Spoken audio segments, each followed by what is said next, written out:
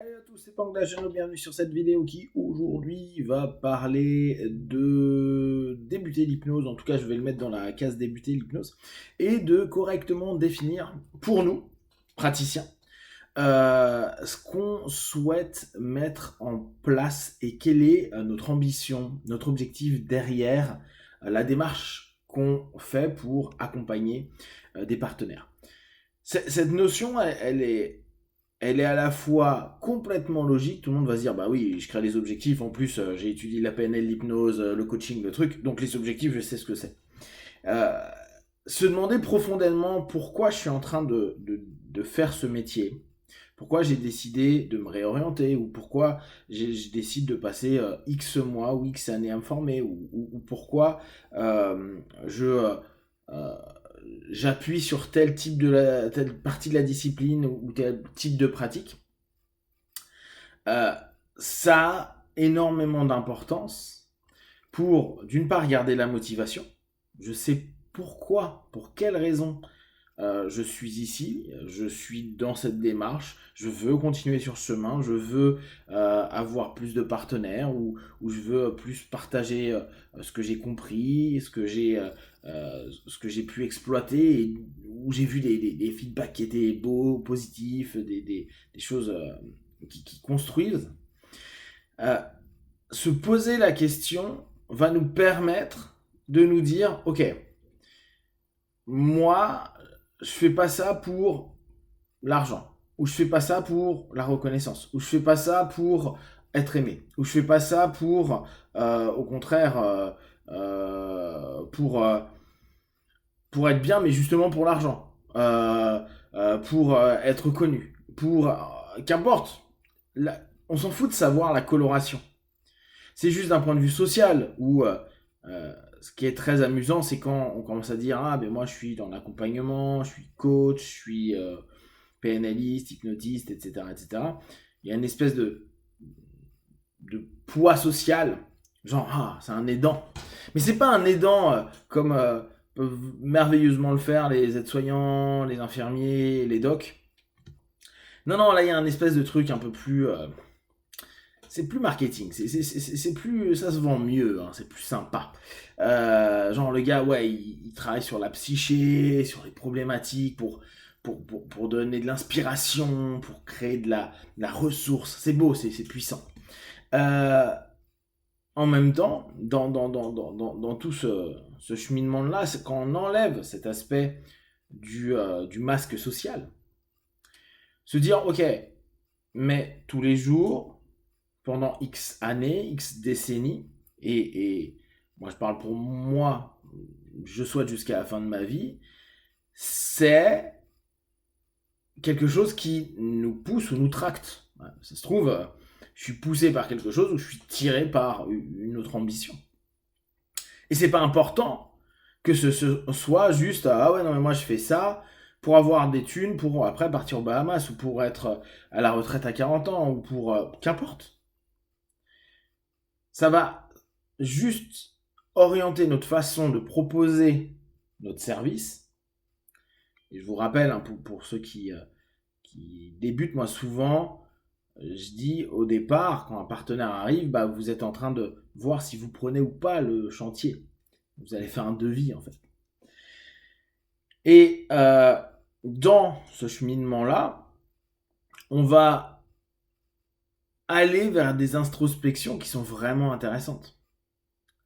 Je prends mon cas. Régulièrement, on me dit mais pourquoi tu fais ça? Sachant que, ceux qui me connaissent un peu, je suis pas un humaniste. Je suis pas quelqu'un qui aime particulièrement l'humain. Je vais peut-être préférer les animaux, encore que je les mange, donc est-ce que je les aime vraiment? Euh, Néanmoins, dans la démarche, je me dis, bah ouais, effectivement, initialement, quand j'ai commencé, je voulais, bah, un gros syndrome de sauveur, sauver le monde. Alors, sauver de quoi? Je sais pas, mais il devait être sauvé certainement. Et, au fur et à mesure, bien sûr, c'est sauver soi. Se sauver de quoi, là encore, la question est à poser, mais en tout cas, sortir, évoluer, avancer par rapport à ce qu'on ressent à un moment T.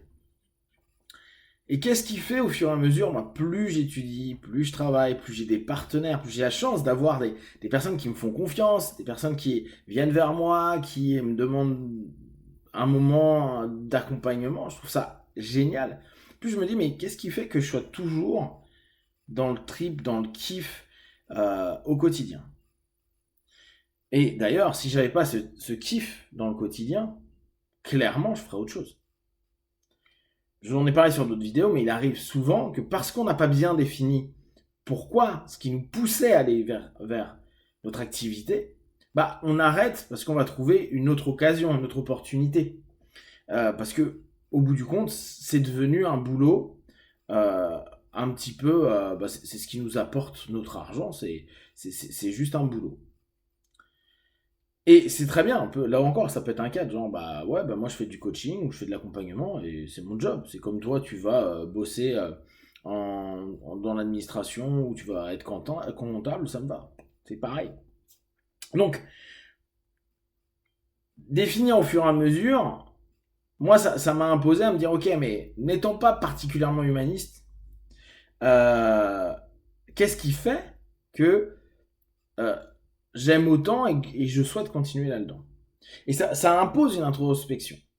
Et ma réponse la plus courante, en tout cas à aujourd'hui, ça se trouve dans 10 ans, je dirais autre chose, c'est de dire, moi ce que j'aime, c'est les potentiels des humains.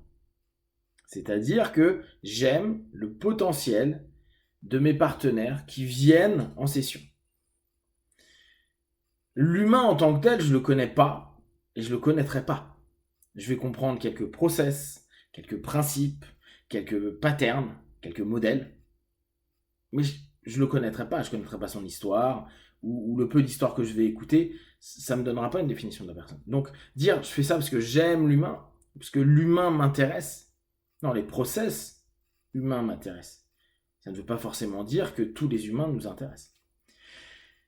Et aller dans cette démarche de potentiel a pour moi quelque chose de génial. L'humain, il a un potentiel, souvent ce que j'appelle le terrain. Et le terrain, il est plus ou moins exploité. Et dans l'accompagnement, on n'est pas en train de faire changer, alors ça c'est une de mes sémantiques, pour moi on ne change pas, on exploite davantage le terrain qui nous appartient. Par contre, d'un point de vue comportemental, dans le faire, souvent on va avoir l'impression que la personne a changé. Alors qu'elle est simplement descendue de son appartement et maintenant elle est en train de faire un tour de son jardin. C'est toujours la même personne qui exploite d'autres facettes, d'autres potentiels de son être. Et le fait de permettre à des partenaires de voir leur potentiel, de l'ouvrir, de l'exploiter. Parfois, on est au bout de notre terrain et on se dit ouais, mais j'ai trop de limites, je suis pourri, j'y arrive pas, je suis nul. Mais fais demi-tour, mon pote. T'as encore 1000 mètres carrés, 2000 mètres carrés, 2 hectares, 50 hectares, mais il faut que tu regardes de l'autre côté. Il faut juste que tu fasses un pas pour prendre le petit chemin qui va un peu plus loin. Et en ça, moi, tous les jours, j'ai un gros kiff. J'ai un gros plaisir à me dire waouh, ok, il a tel schéma qui l'a emmené dans telle perception de lui-même. Quel potentiel lui-même est en train de mettre en avant, mais qu'il n'entend pas, qu'il ne voit pas, qu'il ne perçoit pas. Et en quoi l'accompagnement va pouvoir l'aider. Prendre en compte ce qui nous dirige, conduit dans le quotidien, va vraiment orienter après toute notre façon de travailler. Et également les attentes, les retours de ce que l'on va aimer dans ce travail-là et ce qui va nous permettre de nous satisfaire pour qu'on puisse durer et être le plus disponible, entre guillemets, pour nos partenaires. Amusez-vous à prendre en compte, à réfléchir sur vos motivations et régulièrement pour voir si c'est toujours les mêmes et voir comment elles peuvent peut-être se modifier ou tout simplement comment ça impacte votre pratique. Si vous avez des questions et des remarques, vous partagez sur Facebook, YouTube, je répondrai le plus rapidement possible. Comme d'habitude, de tout ce que je propose, ne prenez que ce qui est bon et juste pour vous, tester, observer, analyser et concluez. Be one!